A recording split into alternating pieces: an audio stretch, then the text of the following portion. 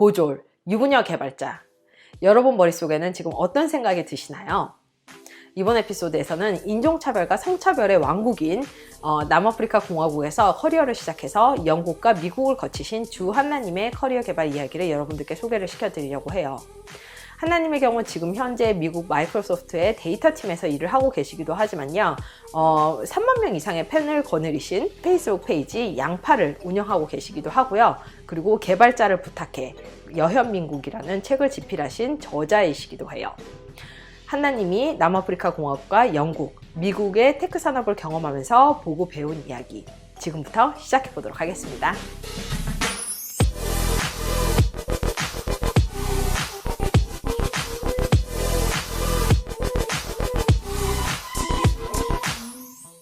한나님 이렇게 오랫동안 팔로우만 하다가 제가 오프라인 TV를 통해서 드디어 만나 뵙게 돼서 너무 반갑습니다. 아무래도 이렇게 남아공과 영국, 미국을 모두 경험하신 분이기 때문에 한나님의 기본적인 백그라운드부터 얘기를 시작하는 게 좋을 것 같아요. 네. 대학생 때 정치 외교학과에 입학을 하셨는데 중간에 학업을 그만두고 개발자로 취업부터 하셨어요. 많은 분들이 이렇게 테크니컬한 백그라운드가 없으면 솔직히 그렇게 테크니컬한 잡을 잡기가 굉장히 힘들 거라고 생각을 하는데. 그게 맞아요. 그 말이 맞는데 네. 그거는 이제 IT가 이렇게 정착이 됐을 때 얘기고요. 저는 나이가 많기 때문에 그 IT라는 산업 자체가 이제 폭발하던 시대여가지고 그리고 또 IT 쪽이 유난하게 다른 직종에 비해서 뭐 실력만 있으면 되지 대학 학벌이 중요한가 그런 게 있어요. 그래서 영국에서 일할 때도 전 남아공만 그런지 아는가 하셨는데 영국에서 일할 때도 저희 팀에 그때 중세 역사 전공한 애도 있었고 뭐 철학 전공도 있고 물리 전자 이런 쪽은 되게 흔해요. 거의 반 이상일 때도 있었고. 그래서 IT 쪽이 유난히 흔해요. 요즘에는 많이 그러니까 전공을 꼭 해야 되는 건 아니지만 전공을 하면은 아무래도 그 처음에 입사하기가 쉬워지는 그런 건 있는 것 같아요. 그런데 이제 저는 이제 한나님 이제 블로그를 예전부터 조금 봤었어요. 근데 이제 그 어떤 블로그 포스트 중에 한나님께서 이제 개발을 하다가 이제 QA 쪽으로 옮겨 가셨는데 이 개발과 QA 두 분야에서 경력을 가지고 있어가지고 남아공에서 영국으로 옮기는 게 어쩌면 수월했다고 그렇게 말씀하시는 포스트를 본 적이 있거든요. 근데 제가 알고 있기로는 많은 그 개발자분들이 QA 쪽 경력을 그렇게 선호하지는 않는 것으로 알고 있는데 왜 이렇게 QA 쪽으로 가기로 하셨는지 그거에 대해서 좀 얘기를 해주세요. 학력이 필요 없다고 해도 그 지식까지 필요 없다는 건 아니거든요. 그래서 아무래도 그 전공을 하면서 배우는 게 아니 4년 동안 놀고 먹지 않으면 배우는 게 있잖아요. 그래서 저는 제가 탑급 개발자는 아니라고 느꼈어요. 대신에 빨리 배우고 빨리 잘하는 편인데 그때 한참 그 경제 위기 온다 할 때였고 그리고 제가 남아공 출신으로 아프리카인데 영국에 가서 제 경력이나 학력이 얼마나 먹힐지도 약간 확실하지 않은 상태였고 그런 상황에서 제가 생각했던 게 개발자에서 내가 탑 1%가 될 수 없다면은 상대적으로 경쟁력이 더 가질 수 있는 그런 분야가 없나 하고 이렇게 알아봤던 분야가 IT 감사 분야 그리고 보안 그리고 테스팅 분야였어요. 그리고 테스팅도 여러 가지가 있더라고요. 근데 무조건 테스팅이라 그러면은 개발자들은 귀찮은 일, 하기 싫은 일, 허드렛 일, 그 기술력이 없는 사람이 하는 일 이렇게 생각을 하다 보니까 그 일을 하려는 사람이 되게 드물었고 그래서 나중에 보니까 오히려 QA 쪽이 월급이 그러니까 연봉이 더 높은 경우도 많고 한번 잡으면은 못 가게 붙잡으려는 경우도 많더라고요. 그러니까 개발자는 수요도 많지만 공급도 많고 약간 그런 케이스였는데 그래서 이거 QA 해놓으면은 취업은 훨씬 더 잘 될 것 같은 그런 느낌이 그때 그래가지고 자격증도 되게 간단하더라고요. 그래서 간단한 거 몇 개 따고 그러고 이제 영국으로 갔어요. 예. 근데 이렇게 이제 QA 쪽하고 이제 개발 쪽 경력을 가지고 영국에 가신 다음에 이제 조금 일을 하신 다음에 나중에 이렇게 데이터 쪽으로 옮기게 되셨어요. 여기로 이제 커리어를 전향하실 때는 어떤 생각으로 옮기게 되셨는지 거기에 대해서도 좀 알려주세요. 그때는 한참 그 기존의 데이터 웨어하우싱에서 빅데이터를 사용하는 그런 하둡 시스템 하이브 이렇게 옮겨가던 중이었거든요. 그래서 이거 정말 괜찮겠다. 약간 정말 트렌드다. 그렇게 생각하고 그때 스위치한 게 정말 잘했다고 생각해요. 예. 근데 이제 어떻게 보면은 같은 뭐 테크니컬한 백그라운드를 가지지 않은 사람들은 잘 모를 수도 있지만 어쨌든 그 안에서 이렇게 몇 번의 이제 커리어를 계속 옮겨 오셨는데 그렇게 커리어를 전향할 때 어떤 철학이 있었을 것 같아요. 내가 이런 거를 기준으로 잡고 그 다음 커리어를 정하자 이런 게 있었을 것 같은데 혹시 기준으로 잡은 게 어떤 거였는지 저희한테 좀 알려주세요.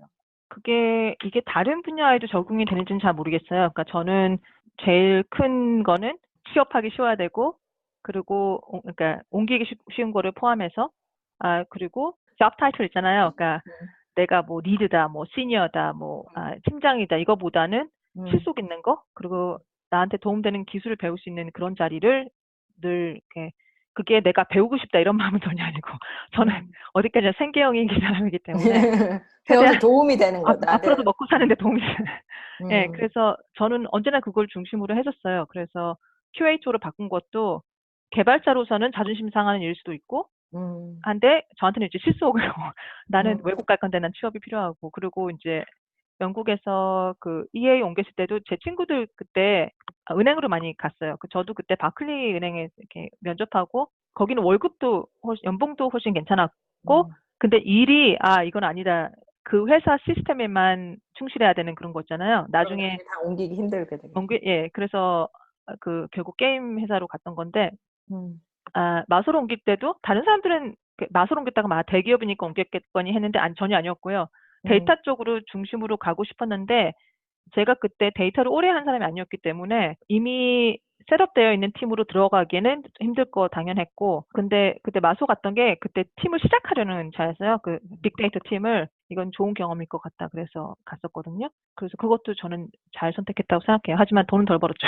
네. 근데 이제 마이크로소프트로 이제 가셔서도 이제 그 나중에 미국 쪽으로 옮기셨어요. 네. 근데 네. 이렇게 영국에서 미국으로 넘어가는 거는 어떻게 해서 옮기게 되셨나요? 저는 그 비자를 말하자면 저는 L1 비자로 옮겼는데요. 그게 인터널 트랜스퍼로 가셨구나. 인터널 트랜스퍼로, 예. 그래서 저는 벌써 마소에서 5년 차였기 때문에 그냥 쉽게 옮기게 가능했는데 그것 나라마다 좀 다른 것 같아요. 영국이랑 미국은 뭔가 솔직히 약간 자기네끼리 옮기는 건 훨씬 더 쉬운 것 같고, 예, 그 생으로 가는 옵션이 좀 많이 힘들고, 아마존에서는 그 한국에서 뭐 이렇게 리크루팅하거나 하면 런던이나 캐나다 돌렸다가 다시 미국으로 들어오고 이런 루트 하고 했었는데 그것도 요즘에 많이 단속한다 그러더라고요. 그래서 저는 운이 좋았던 것 같아요. 네.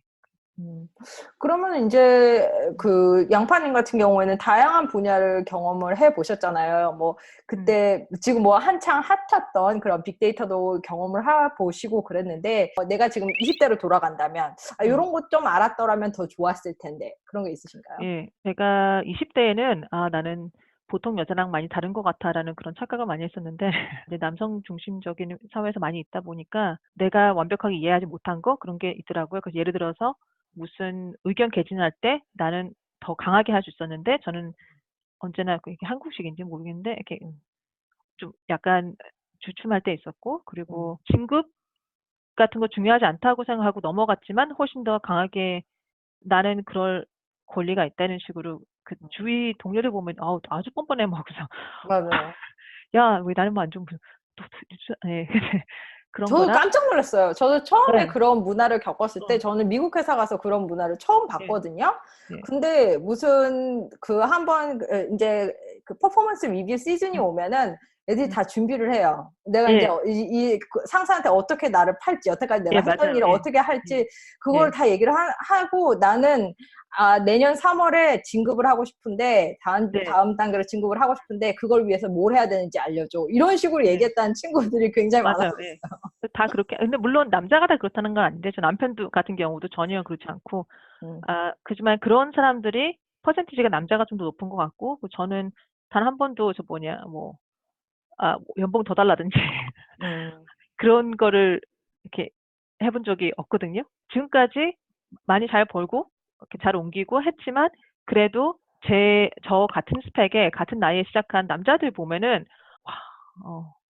빡세게 빌더니 그리고 이제 그 같은 직장에서 일하다 밀려난 경우 있잖아요. 그 위에 사람들이 마음에 안 들어서 넌 실력 없다 나가라고 한 경우도 네가 나를 못 알아봐서 그렇지 뭐 하면서 또 그렇게 하니까 또 더 좋은 자리로도 많이 풀리고 그러더라고요.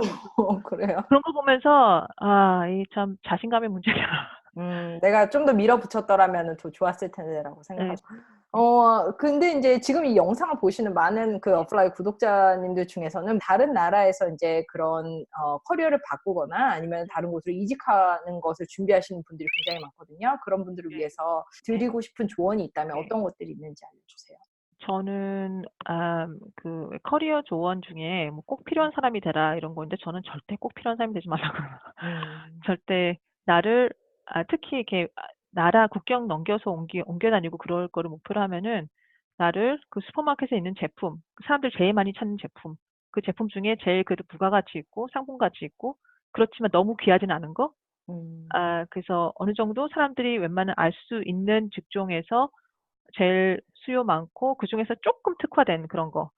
저도 그런 상품을 생각해서 개발 일은 이거는 국경 넘어서도 다 이제 비슷비슷하고 내가 딱히 그 변화하는데 시간을 많이 안 들여도 되고 그리고 저는 구직 광고를 많이 봤어요. 구인 광고를 많이 봤어요. 구인 광고 쭉 보면은 느낌이 와요. 그래서 이거는 사람들 많이 구하고 이런 직종에서는 이렇게 연봉이 많은 곳에서는 이런 자격증이라 이런 거를 요구하는구나. 그래서 이제 내가 어떻게 내 자신을 맞춰가지고 그 내 스토리를 맞춰서 그 최대한 범용 직원이 될 수 있을까. 너무 또 레벨이 높으면 또 구직이 훨씬 더 힘들어지잖아요. 그 어느 정도 시니어지만 너무 높은 시니어는 아닌 약간 저는 그렇게 맞춰서 자주 잘 옮겨 다녔던 것 같아요. 그게 꼭 맞는 조언인지는 저도 잘 모르겠어요. 저는 어디까지나 이제 개발자로서 이제 그 모델이 맞았던 거고, 하지만 다른 분야 보면은 이제 인맥도 정말 중요한 것 같아요. 그래서 포트폴리오 쌓고 그러면서 이제 그 중요한 사람들 만나고 그러면 이제 또 이렇게 연결이 돼가지고 전혀 불가능할 것 같았던 것도 성사되고 그런 걸 많이 봤거든요. 같이 일하던 사람이 예전에 뭐 보니까 훨씬 잘 풀려서 뭐 뉴욕의 뭐 지사장이라든가 이런 경우로가 되면은 나 이제 옮길라 그러는데 거기 자리 있니? 이런 식으로 연결되는 게 엄청나게 맞아요. 많더라고요. 맞아요. 근데 그 사람도 같이 일해본 사람이고 실력 알고 믿을만 하고 그러면은 일부러 막 50명, 100명 그 스크리닝 하고 또 맞아요. 택하고 거기보다는 훨씬 더 단순하고 편한 선택이니까 또 위로 갈수록 그런 식의 그 뭐 스펙 맞아야 되고 이런 그 요구사항이 훨씬 없어지고 자기가 선택하기에 얘는 그렇게 되더라고요. 그래서 어렸을 때 생각했던 게 꼭 다는 아니구나. 많이 맞아요. 배우고 있어요. 근데 제가 요즘에 이런 질문을 굉장히 많이 받는데, 요즘에 이제 굉장히 30대, 40대 넘어서서 이제 나라나 그런 걸 옮기려고 생각하시는 분들이 있어요. 그런 분들께 혹시 이제 양파님이 경험하신 것 중에서 공유해주고 싶은 거 있으신가요?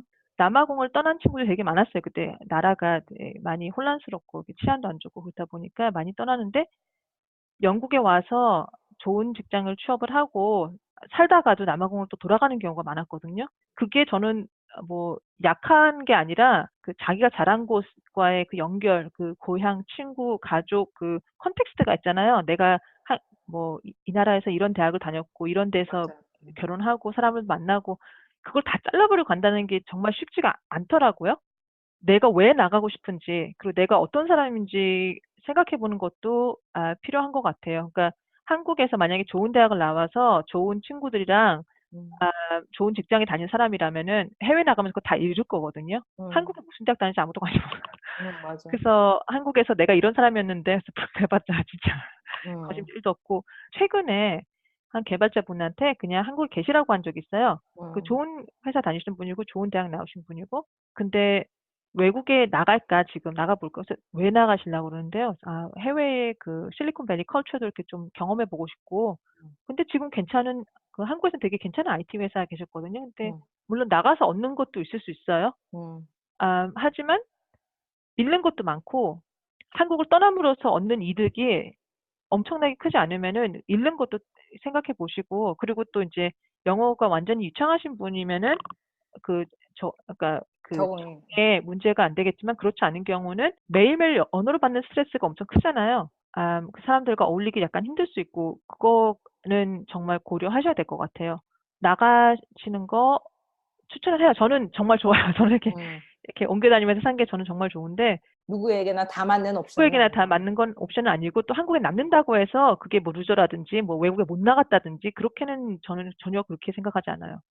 오늘 이렇게 좋은 얘기 해주셔서 너무 감사하고요. 양파님이 운영하시는 페이스북 페이지는 제가 아래에다가 링크를 걸어드릴 테니까 페미니즘이라든지 IT 업계에서 일을 하면서 배우신 건데 공유해주시는 글에 관심 있으신 분들은 그 페이스북 팬페이지를 참고해 주시기 바라겠습니다. 자, 그럼 이번 에피소드가 도움이 되셨다면 구독하기와 좋아요 눌러주시고요. 그럼 다음 에피소드에서 또 만나 뵙도록 하겠습니다. 안녕히 계세요. 감사합니다.